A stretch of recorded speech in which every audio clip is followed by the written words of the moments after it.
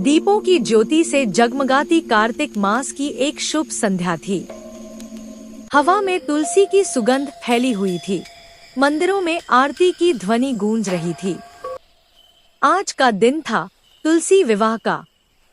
यह विवाह केवल एक रीत नहीं, बल्कि भक्ति, प्रेम और समर्पण की अद्भुत कहानी है। वृंदा और जलंधर की कथा।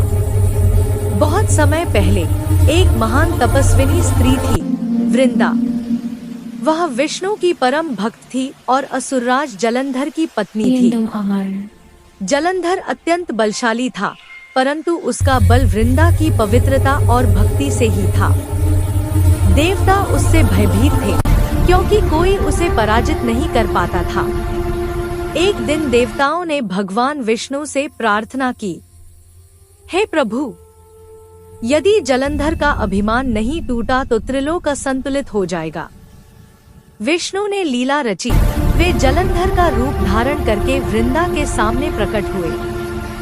वृंदा ने जैसे ही उनका दर्शन किया, उसके तप का प्रभाव समाप्त हो गया। जलंधर युद्ध में मारा गया। जब वृंदा को सत्य का ज्ञान हुआ, उसने क्रोध और दोहक में भगवान विष्णु से कहा, हे प्रभु, आपने मेरी पवित्रता को भंग किया है, अब आप पत्थर बनेंगे। विष्णु ने शांत स्वर में कहा, हे वृंदा, तुम्हारा श्राप मुझे स्वीकार है, पर तुम भी दिव्य रूप में पूजनीय बनोगी। वृंदा ने अग्नि में देह त्याग दी और वहीं से प्रकट हुई एक पवित्र पौधा, तुलसी।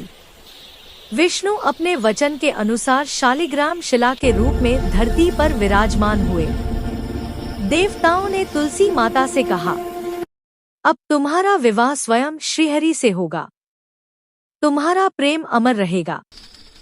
तब से यह परंपरा चली।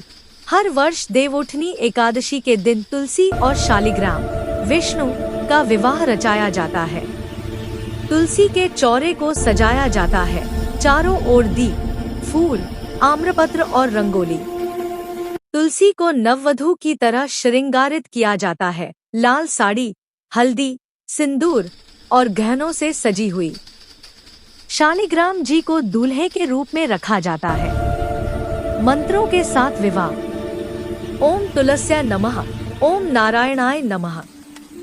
शंख और घंटियों की ध्वनि के बीच तुलसी और विष्णु का मिलन होता है। लोग कहते हैं, तुलसी विवाह से ही सच्चे विवाहों की शुरुआत होती है, क्योंकि यही दिन दर्शाता है कि भक्ति का मिलन ईश्वर से होता है।